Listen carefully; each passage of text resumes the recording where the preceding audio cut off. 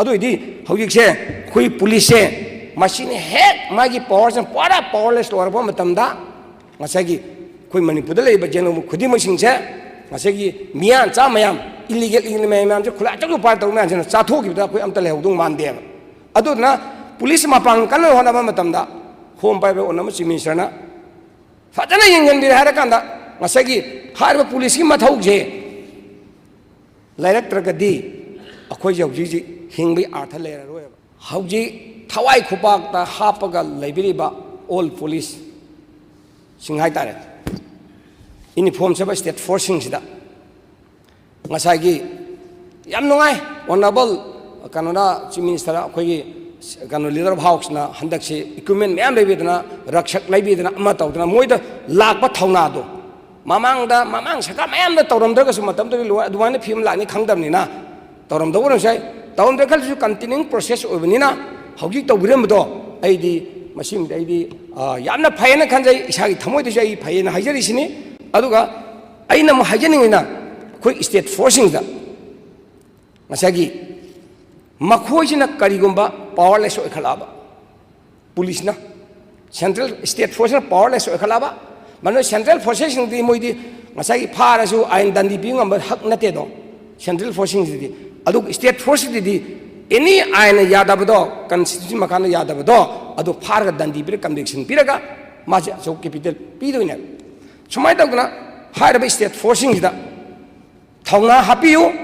थौना हापसी अदुगा state forcing जो लेब्रे police ता लेब्रे सिंग जुंगा तौरई दबा थबक तौबिगनु मदुदा मरम ओरा कांदा ngasa काइगम कांदा सु हाता पुलिस ने कोइतान तानरगा सेगी स्टा कन परजान कोइतान तानो वो मतम ददी लमदम नरा कांदा सेगी पुलिस की मागी यूनिफॉर्म नि पावर दा हंदारी अदुदी तानरी से करी दमो ताने जो तानातना मथबक से कोइ होनबा ताबनी सिमगा आइन मी कुन चाम लेबदे इतोम संग याबा नते चाम दे तादि कोइ कमाइन तौनी प्लप आइना पुलिस ने ngam थबक से होनबी गदमने अदु होनबा ngam दबा से होम डिपार्टमेंट मखा द लेरे ओथोरिटीना अयाबा पिरक करी हाइन तौदुनो अदुइदी हौजिकसे खुई पुलिस से मशीन हेक मागी पावर से पूरा पावरलेस तौरबा मतमदा ngасagi खुई मणिपुर लेब जेनो खुदी मसिंग से ngасagi मियां चा मयाम इलीगल मयाम से खुला चक पार तौ मैन चाथोगिबदा खुई अमता लेहौदुं मानदे अदुना पुलिस मपांग कन होनाबा मतमदा होम पाइबा ओनम चीफ मिनिस्टरना फजना यंगनबिर हारा कांदा ngасagi हारबा पुलिस की मथौजे लाइरक्त्रगदी अखोय जौजी हिंगबी अर्थ लेररोयबा करिनो हाइबबु आइना ममांग हाइजरी दुनी मी नि खानारे खानाबा कांदा पुलिस तुना ngасai खानारे ना कोइ कंप्लेंट तौगाना पुलिस तुना ngасagi मी दुना पावर लेमे हेमगी बदगी पुलिस न माइ मथब एक्शन लखो ngam अनोबा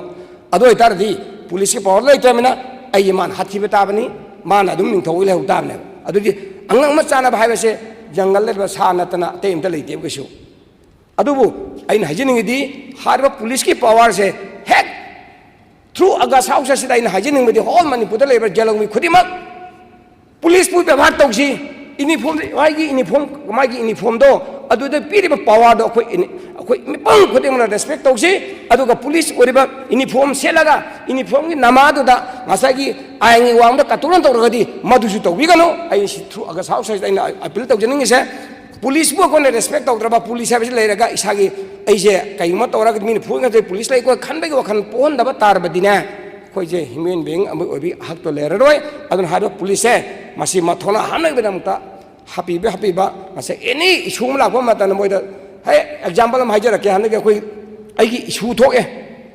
नंग मे थर्ड से थोका कांदा आई नाउ कमांडो उसिजल लेंद्रबा लिटाम बुबी पुन्ना तंखाय नंग चाइ पुलप तुंग सांगा दो अदु लक्षंगरादि खोइ इम्फाल से तंखाय लक्षंगा दो जाने अदुबु खोना तर ऑर्डर पिरक्ते हायबा कनान पिरक्ते जी ने पिरकदोइना नता एसपी ने कदो मदु यदि कापु नता अदु तौ लो सिना हारकदोदा काइम तौ तबदि पाइले मनदना खोइमा हुजमबदैदि माना कापता यादा कापसलकबदैदि उसिनचना लमदो तंखाय कलहवे दैट मीन्स सीरबा कांद एट लेवेन अवर कांदा हारिबा डायरेक्टर जनरल पुलिस ना अमसुं होम मिनिस्टर ना मखोइदा मतम साना अदु एक तौना मोइदा मा पावरम पीद्रगदी ngасagi हेंजल आकाना ngасagi मोइदा चेलको याबा फियम लापने अदुना मरम वरकांदा पुलिस यूनिफॉर्म दा न भिलु लेरता कांदु ददी हिंगिबा मिपुंग खुदिमक से सा ओलकनी है अदुना मसी ओननबा हौजिगी लोरेबा नंगा मने तौजी थंगान बाजार पौना बाजार थोंग लोनचलेब खोचलेब हौजी अमता फंगमद्रे खोते हारिबा खोदिबा मयामसे सिजे करी देगिनो खोई पुलिस मापांगन कंदबैने पुलिस मापांग कन होनबियु होनसी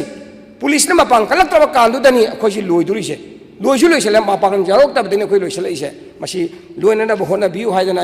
आइ पुलिस की मतंग सुमन थमजरी अदुगा